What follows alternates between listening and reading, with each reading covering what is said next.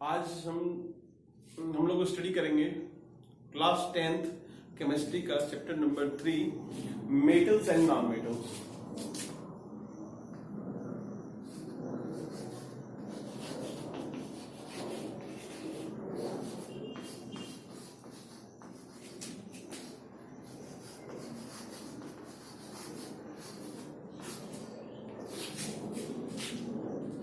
Metals and non metals ये हमारा topic होगा। इस टॉपिक में इस लेक्चर में हम इसका एक इंट्रोडक्टरी पार्ट पढ़ेंगे कि मेटल नॉन मेटल का नाम तो सुना ही है। अब इनके बारे में एक सिस्टमेटिक वे में स्टडी करेंगे कि ये एक्चुअली इनमें कौन किस ऑब्जेक्ट को या जो भी एलिमेंट किसको हम मेटल बोलेंगे, किसको नॉन मेटल बोलेंगे, मेटल की प्रॉपर्टीज क्या होती हैं, नॉन मेटल की प्रॉपर्टीज क्या होती हैं, पीरियोडिक टेबल में इनकी पोजीशन क्या होती है। तो सारी चीजों को अभी हो सकता है कि जानकारी ना हो या फिर नॉलेज हो भी, तो अभी वो प्रीवियस स्टेज में हो, प्रिमिटिव स्टेज में वो थोड़ा सा नॉलेज हो, तो अब उसको एक सिस्टमेटिक वे में फिर हम आगे बढ़ेंगे। मेटल्स एंड नॉन मेटल्स, बात केमिस्ट्री की हो रही है तो केमिस्ट्री में नियर अबाउट 118-119 डिस्कवर्ड एलिमेंट। अब उन डिस्कवर्ड एलिमेंट को हम बेसिकली 2 पार्ट्स में डिवाइड कर सकते हैं, मेटल और नॉन मेटल में।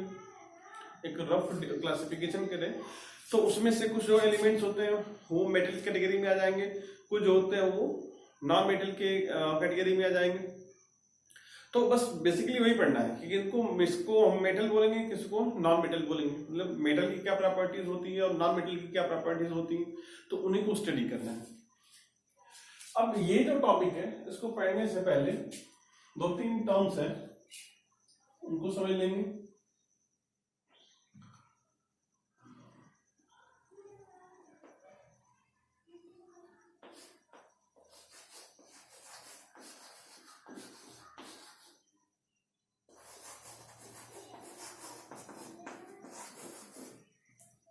मिलेबल, डक्टाइल एंड ब्रिटल, ये 3 वर्ड है, मिलेबल, डक्टाइल और ब्रिटल। इनकी मीनिंग समझ लेते हैं और उसके बाद इन्हीं के हेल्प से फिर उनको मेटल नॉन मेटल को और क्लासिफाई, और भी कई टर्म्स आएंगे लेकिन ये टर्म्स है इनको समझ लेते हैं।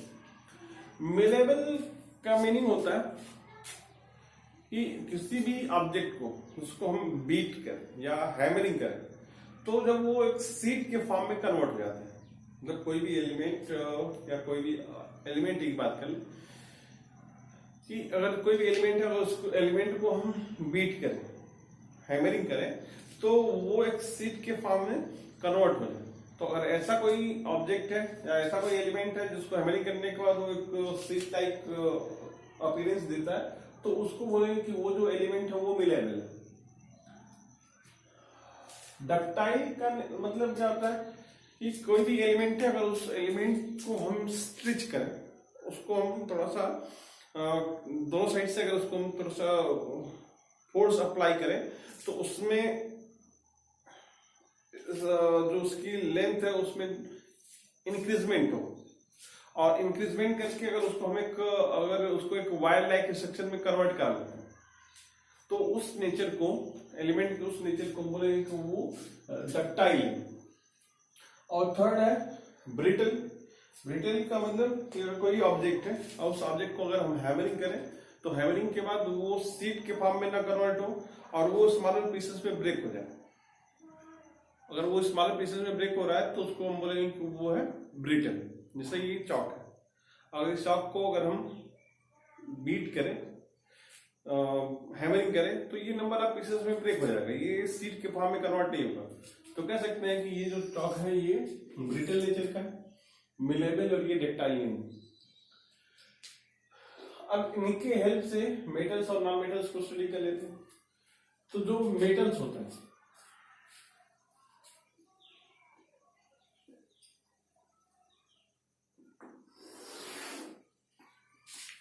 मेटल्स होते हैं ये मिलेबल होते हैं। जितने भी मेटल्स हैं, अगर मेटल्स को अगर हम हैमरिंग करें तो ये एक सीट के फॉर्म में कन्वर्ट हो जाते हैं और ये सीट के फॉर्म में कन्वर्ट नहीं होते।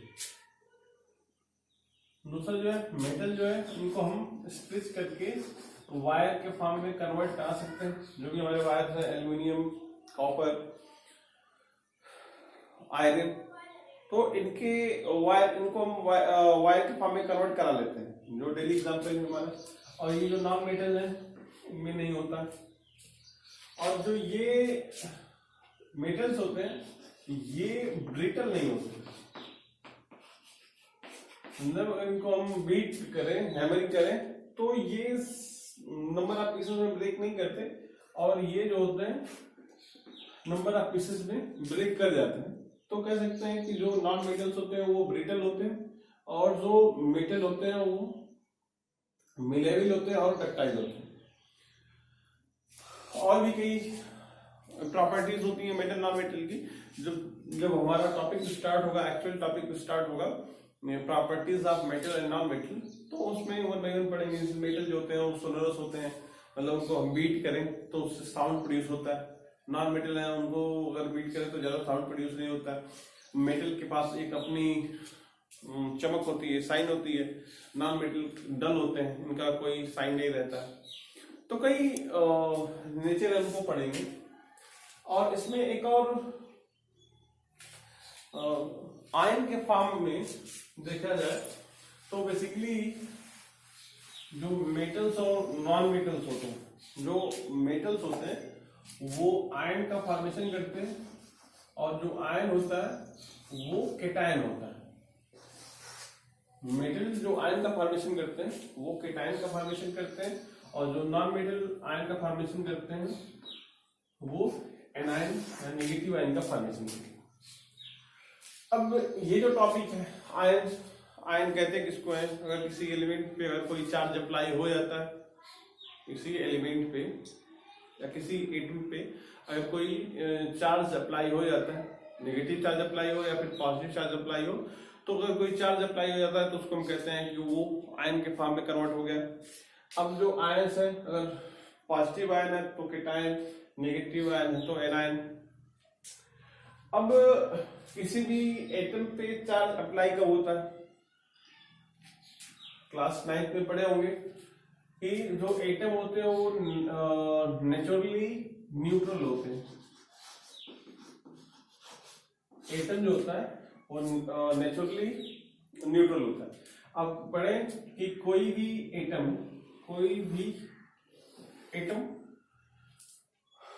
उसके जो पार्टिकल्स है, बेसिक कई पार्टिकल्स होते हैं, लेकिन जो बेसिकली किसी भी वेल नोन कह सकते हैं कि जो वेल नोन है वो न्यूट्रॉन, प्रोटॉन जो उस एटम के न्यूक्लियस में प्रेजेंट होते हैं, और इलेक्ट्रॉन जो इसके चारों तरफ रिवॉल्व करते हैं एक पर्टिकुलर ऑर्बिट। अब यहाँ पे देखें न्यूट्रॉन जो होता है, नेम से थोड़ा सा इसको कंपेयर करेंगे, न्यूट्रल, और जो प्रोटॉन होता है वो पॉजिटिव, और इलेक्ट्रॉन जो होता है नेगेटिव। अब बात हो रही है कि कोई भी एटम जो होता है वो नेचुरली न्यूट्रल होता है, नेचर में वो न्यूट्रल होता है, मतलब जितना पॉजिटिव चार्ज उतना नेगेटिव चार्ज, तो दोनों चार्ज का मैग्नीट्यूड बराबर है, और मैग्नीट्यूड बराबर है तो फिर ये जो होते हैं एटम जो होते हैं वो न्यूट्रल हो जाते हैं। अब क्वेश्चन रहता है कि फिर ये आयन का फॉर्मेशन क्यों करते हैं, तो आयन का फॉर्मेशन होता है टू एक्वायर स्टेबिलिटी।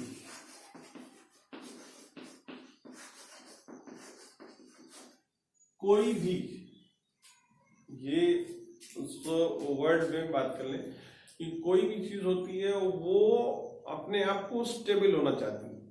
नेचर होता है कि कोई भी चीज है वो स्टेबिलिटी एक्वायर करने के लिए ही जितने भी हमारे रिएक्शंस होते हैं, अगर फर्स्ट चैप्टर केमिस्ट्री में पढ़े कि कोई केमिकल रिएक्शन होता क्यों, कोई भी रिएक्शन होता क्यों है, तो रिएक्शन होता है कि कोई भी ऑब्जेक्ट वो अपने मैक्सिमम स्टेबल पोजीशन में आना चाहते हैं, और वो जो जितना ज्यादा अनस्टेबल है वो उतना ज्यादा रिएक्टिव है, और जो जितना ज्यादा स्टेबल है वो उतना ज्यादा इनएक्टिव है।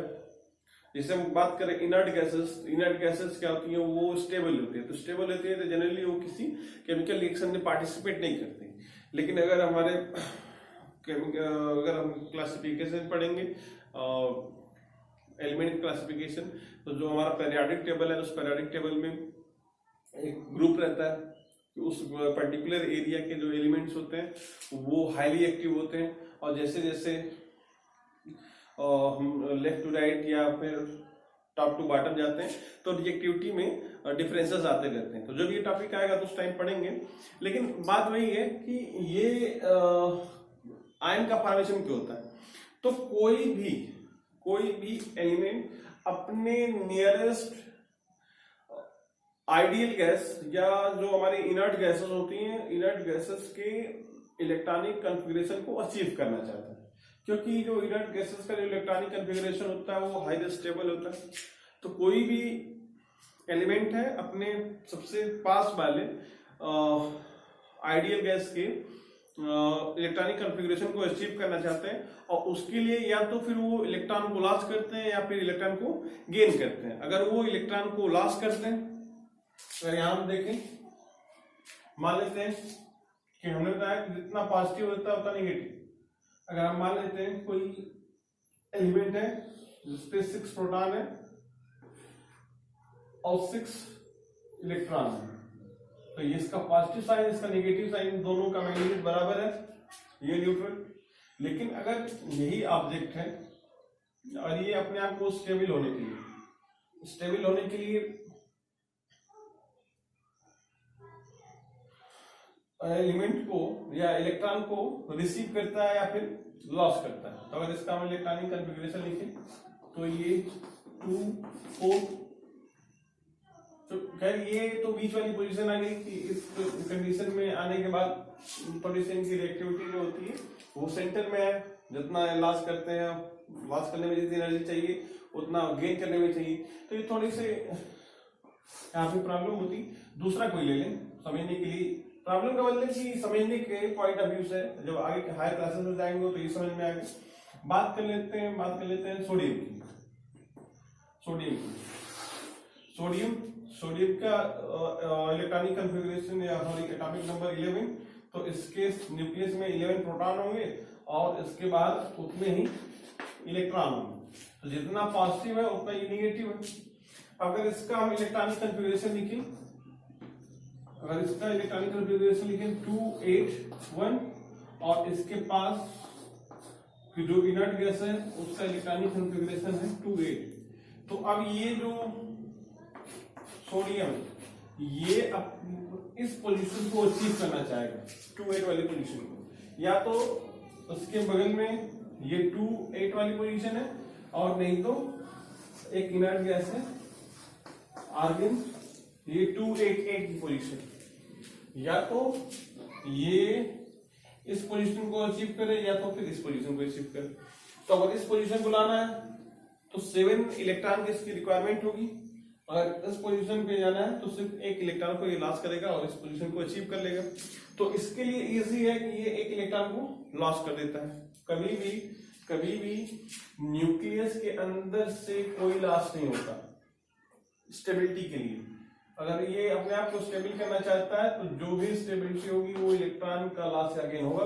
तो अंदर जो न्यूक्लियस के अंदर जो प्रोटॉन है इसमें कोई भी चेंजेस नहीं आएंगे, कोई भी चेंजेस आएंगे तो इलेक्ट्रॉन में आएंगे, तो ये इलेक्ट्रॉन को लॉस करता है।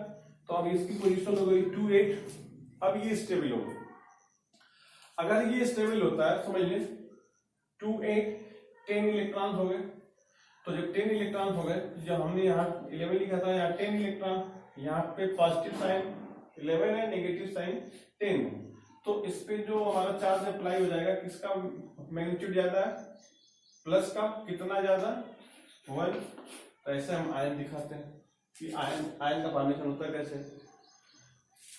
अगर ये है क्लोरीन, तो क्लोरीन का नंबर होता है 2 8 7, लेकिन ये स्टेबिलिटी एक्वायर करने के लिए या तो ये 7 इलेक्ट्रॉन को लॉस करे या फिर एक इलेक्ट्रॉन को गेन करे। तो ये क्या करता है कि एक इलेक्ट्रॉन को गेन कर लेता है। जब इलेक्ट्रॉन को गेन करता है तो 2 8 8 की पोजीशन आती है। अब क्या था कि क्लोरीन के न्यूक्लियस में 17 प्रोटॉन थे, 17 इलेक्ट्रॉन थे, लेकिन इसने एक इलेक्ट्रॉन को गेन कर लिया, यहाँ इलेक्ट्रॉन हो गए 18, इसका मैग्नीट्यूड ज्यादा, तो इसको दिखाते हैं Cl-। तो बात यही है कि आयन का फॉर्मेशन कैसे होता है। अब इन आयन्स को हम थोड़ा सा रिलेट कर रहे हैं अपने मेटल नॉन मेटल से। तो जितने भी मेटल्स होते हैं वो आयन का फॉर्मेशन करते हैं, मतलब वो इलेक्ट्रॉन को लॉस करते हैं। अगर हम केमिकल पॉइंट ऑफ व्यू से देखें, आयनिक पॉइंट ऑफ व्यू से देखें, तो जितने भी मेटल्स होते हैं वो मेटल इलेक्ट्रॉन का लॉस करते हैं, और जितने भी नॉन मेटल्स होते हैं वो इलेक्ट्रॉन को गेन करते हैं। तो ये एक बेसिक डिफरेंस है मेटल और नॉन मेटल में। और जो मेटल होते हैं जनरली ये हार्ड होते हैं, हार्ड और टफ होते हैं। उसका एक एक्सेप्शन है मरकरी, जो मरकरी रूम टेम्परेचर पे लिक्विड स्टेज में रहता है। अदरवाइज जितने भी मेटल्स हैं वो सॉलिड होते हैं और हार्ड होते हैं, टफ होते हैं। और जो ये नॉन मेटल होते हैं ये किसी भी कंडीशन में मिल जाते हैं। कुछ जो नॉन मेटल सॉलिड स्टेट में है, कुछ जो होता है गैसेस स्टेट में है, कुछ जो होता है लिक्विड स्टेट में है। लेकिन जो मेटल्स होते हैं नॉर्मली वो सॉलिड स्टेट में ही मिलते हैं। तो ये एक इंट्रोडक्शन था, इंट्रोडक्टरी पार्ट था। आगे के लेक्चर में हम डिटेल स्टडी करेंगे properties of metals, properties of non metals.